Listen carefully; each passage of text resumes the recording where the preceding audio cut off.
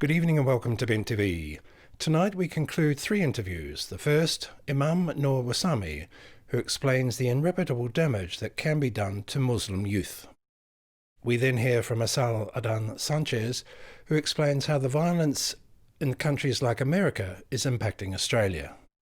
And then we hear from Starlady, who gives her impression of how Melbourne has changed in the 7 years that she has been in Central Australia.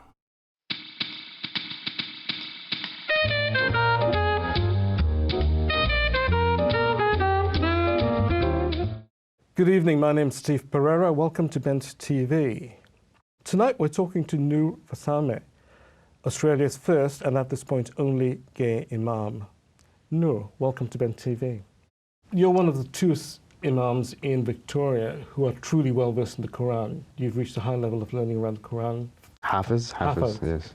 So your theological background is solid. Is that then, how does it counteract with, again, with the Islamic Federation saying that still no? Islam is different to other religions because we don't have a pope figure, and so we have this concept that, you have a direct relationship with God, Allah. And in seeking acceptance from Him, first you will get, firstly we need to accept ourselves before you even seek God's acceptance. But in the mainstream Muslim community, you are trying to gain everyone's acceptance. So with councils that you have mentioned, they do exist, they will always exist, and I'm not challenging their opinion. They're entitled to their opinions, and I'm not wanting to fight them. But what I'm saying is, for the youth, for a long time, damage has been done, and I'm trying to, and I'm talking about sometimes irreversible damage. So I'm just finding ways and resources in managing that damage. One of the things that we talked about briefly before the interview started was about the cultural difference of coming out, and people, especially new immigrants coming out, and when you're coming out in a Western country like Australia, like Canada, where if you don't come from a tradition that supports homosexuality, you end up being ostracized from your community and from your family, and you're stranded in a hostile environment. Simultaneously, if you're a second generation, there's a danger of you coming out publicly. Your family then becomes ostracized and isolated as well. Is that a real fear, and how do you address that with your congregation? So that is why my energy is focused on the youth, because through them we have these, as I refer to, free thinkers. A wise Muslim once said, "Do not raise your children like how your parents were raised, because they were created for different times." So coming out in the Muslim world is very difficult. I've talked previously about the consequences and the risks, and it's, as you mentioned, you get ostracized, you get, rejected, your family is at risk, your life is at risk. So I advise them, because we do not have the resources and the legislation to prevent this type of discrimination and this type of damage happening, beginning in the home. It starts in the home. So I generally say don't, because the risks are great, and find a way generally of, I say to them, find a way of transitioning safely. Because what's the point if a young man told his father, who's 50 or 60 years old and has that tribal mentality, "Dad or Mom, I'm gay," and they might even have a heart attack. So transitioning, keep the contact with the family, but before all that, you must be true to yourself and true to God. There is also this notion of coming out, and there's been an argument that's been running for a long time, that the notion of coming out is a Western construct, and it's not really attuned to the cultural givings of places like India, where I'm from, or Africa or the Middle East. where homosexuality has been prevalent for generations. But as long as you don't talk about it and you lead this heteronormative existence, you form a tradition, you form a family, you have children, so whatever else you do besides, as long as you don't talk about it, is all right. Is that, how do you feel, is that valid? Is this notion of coming out a luxury that a lot of us can't afford? Yes.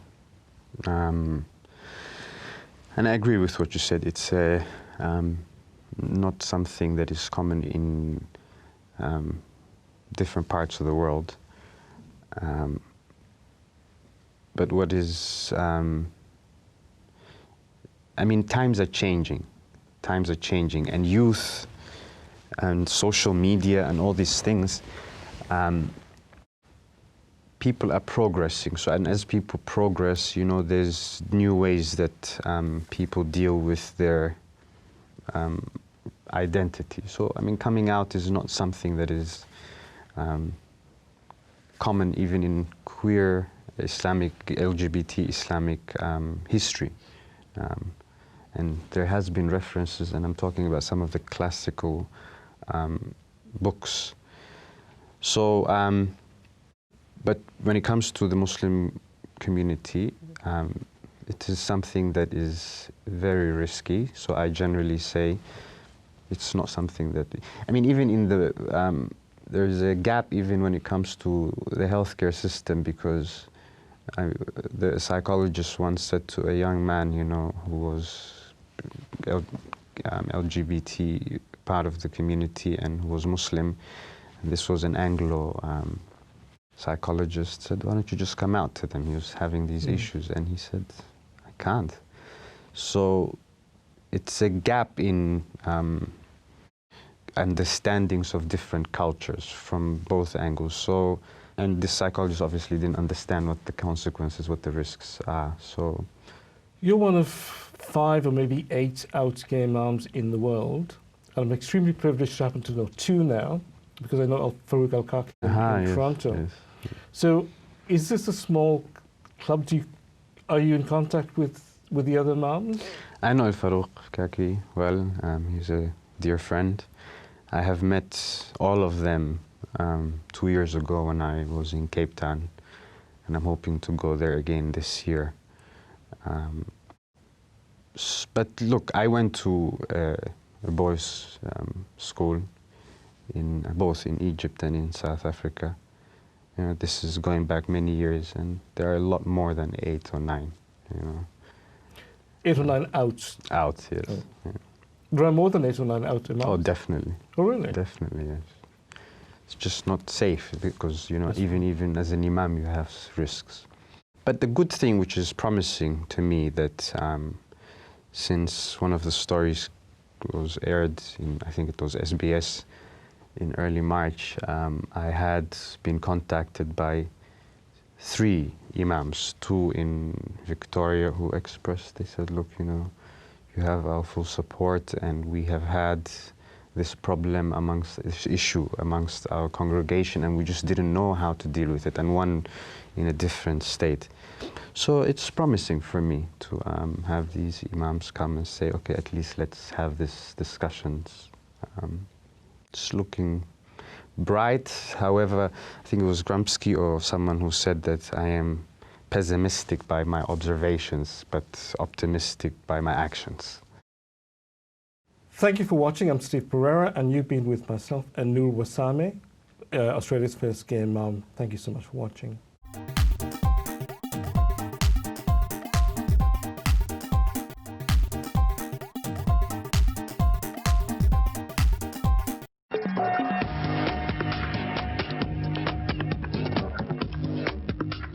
Hello there, this is Bent TV. I am Andy McNamara, and I am speaking to Asiel Adan Sanchez. Welcome, Asiel. Thank you. I saw you speak at Fed Square very recently for the Orlando Memorial Vigil. Please tell us some of the things you covered. You covered a broad range of things beyond Orlando and got quite a strong positive response from quite a bit of the audience. Yeah, definitely. I mean, the first thing that I wanted to address was kind of my community and the Latin American community. because we're such a small, I guess, aspect of it. We're still kind of forming ourselves, and there's so many countries underneath that banner, and there's so many kind of cultures. So I wanted to address them first and say, you know, this is what we've been mourning, and this is a call out, I guess, for our community to come together. And from there on in, I kind of had a bit of a rant about, I feel like everything that's been going off wrong. And on a nutshell, I feel it was very much around getting frustrations out around all this structural violence that's occurring in America and how that's impacting what's happening in Australia. So all the notions of racism that's been hugely a huge issue in America, and how that is reflected within our own communities. All the problems around gun laws and how that has been such an issue in America. And I guess particularly coming from Mexico, those gun laws also fuel a lot of the violence that is happening within my own country. Totally. But nobody is really speaking about how that gets an impact. But all the guns in Mexico, all the handguns are allegedly second-hand guns from the US brought down. Yeah, absolutely. It's quite easy to just go over the border, you know, buy a gun and smuggle it back in. And even though kind of Mexico is always portrayed as, you know, invading America and causing quite a lot of havoc in there, a lot of the structural policies, particularly around drug laws and gun laws and all that, also bleeds back into it and damages Mexico in a huge way. What's it like being queer in Mexico? I actually would have very little experience about being queer in Mexico. I came out just after I moved to Australia. But in my time that I was in Mexico, I was mortally afraid of kind of coming out.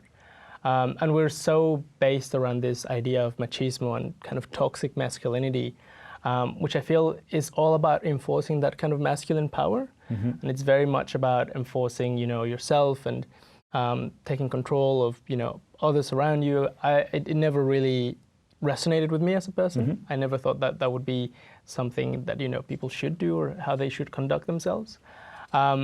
So to me, it was immensely difficult. It would have been immensely difficult coming out in Mexico.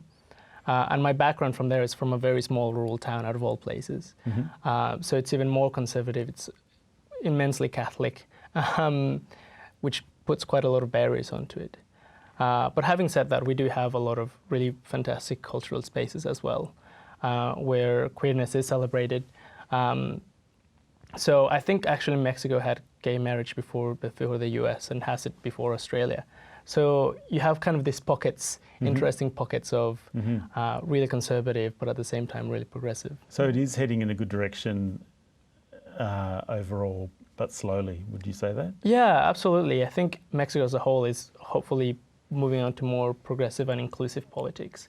And I think we're very much finding our ways of reconciling kind of all culture with our sexuality and genders and respecting that more broadly. Yeah. Right. You're in Australia studying medicine and you have been involved in, I guess I'd call it trans training, trans and gender diverse training for medical students and other health professionals. Can you tell us a bit about that work? Sure. So actually my involvement with advocacy initially came out of that.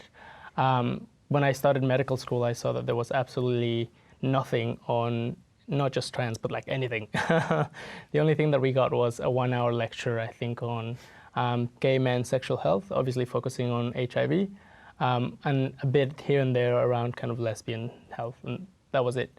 So I thought that was a huge gap in the curriculum. And when you speak to medical students, you know, they have not the slightest idea about gender or pronouns or what transgender means. So every now and again, there's opportunities to organize educational sessions. So there's areas where, you know, all medical students have to attend, all medical students have to be there. So if you can get in on them and say, okay, this is what's happening and this is what you need to know. I found that most medical students respond quite well. It's just a matter of actually getting those things out there. So will the new generation of doctors coming out be well informed? Do they need, are they getting, it sounds like they're getting still half a day or something. Do they still need a lot more or are they, I know they're better than the old ones, but. I would say not even half a day actually. I would say it's down to an hour or two in the whole 4-year degree. Wow. To some students, not all. So it definitely needs to be more embedded into the curriculum. And my big kind of struggle is that if we get medical students from the ground up, from when they're just starting, then they'll have that knowledge no matter what degree, field, specialty of medicine they end up in. So they'll have that core knowledge around what's trans, what's pronouns, how to go about creating a safe and inclusive space, and kind of, challenging those systems of structural violence that create a lot of barriers to healthcare for trans and gender diverse people. If you're a trans person now, I just can't imagine being able to access the right services. There seem to be very few services, and look, out in the suburbs there's no doctor with any idea, there's nothing. Is it going to be better soon? Will it be better in 5 or 10 years, or is it a much longer journey? I think there are so many levels of structural violence that are embedded into each one.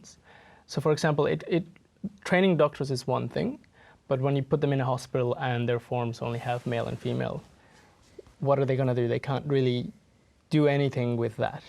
Similarly, when they go out to clinics and their forms are very specific, there's no consideration to pronouns. There's they still have to work within very restricted access to healthcare. So for example, a lot of the more inclusive GPs know that their clients or patients don't have to, go for a psych assessment to access hormones, but that's required by law. So they have to wait, 6 months, 8 months, 12 months to get that psych assessment and say, your GP was right. Here's your hormones. Similarly with children who want to access, gender affirmation procedures, it's immensely difficult. And I mean, training doctors is only one aspect of it. Wow, it's a long journey ahead of us. You've been watching Bent TV. Our guest has been Asiel Adan Sanchez. I'm Andy McNamara. See you next time.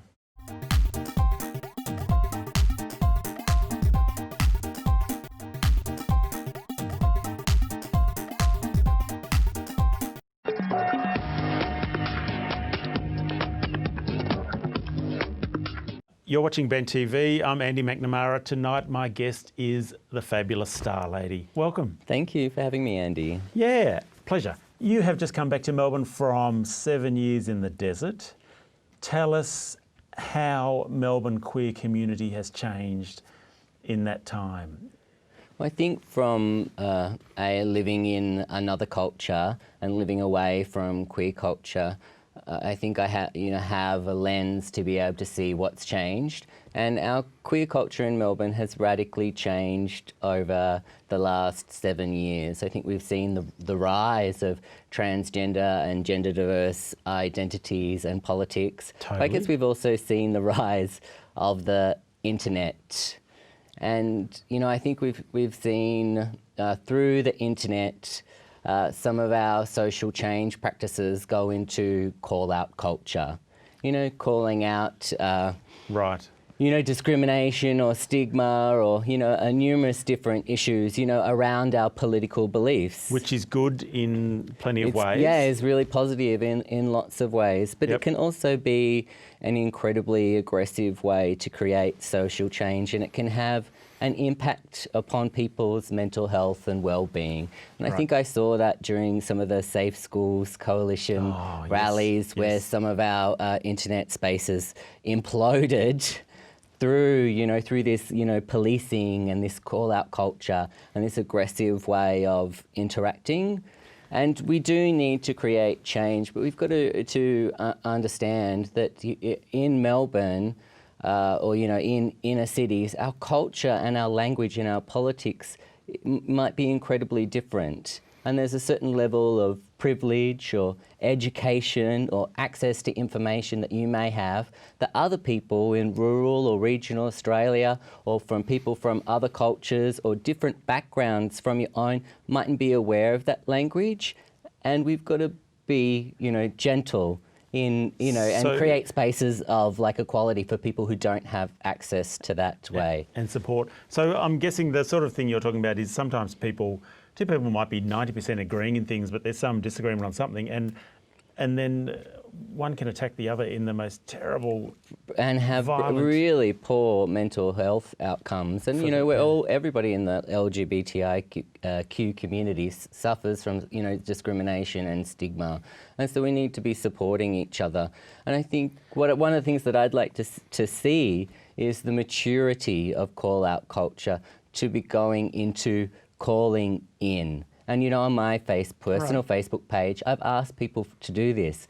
And there are times, where, my own language has needed updating, or I haven't understood some politically ideas. And because I put out that post calling for like, hey, call in, check in with me, do it gently, people have messaged me and just gone, hey, Starlady, this is why that term or idea could be seen as offensive, and this is a better way to do it. And so my community is calling into me to be able to change my practice, and I can listen, and it's a much more gentle way and respectful way of creating and focusing social on change. the ideas, I know. Attacking the ideas, not the person. And you've got to be thinking, what are you trying to do by calling out? Yeah. Are you trying to create social change, or you're trying to point score? And if you really want to create social change, doing that gently through calling in is a really positive way to be able to do that. If people aren't listening, then, but we've got to give people the opportunity to learn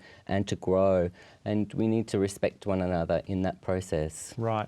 I agree. I see what you're saying, and I agree. So the queer community over the 7 years you've been away, obviously, as you said, some rights have moved forward. Is the community less grouped than it was? Has it split up a bit, and are different subsets of the queer community less supportive of others than they were, do you think? I'm just guessing. I feel like over the 7 years, like some of our spaces have been highly intellectualized.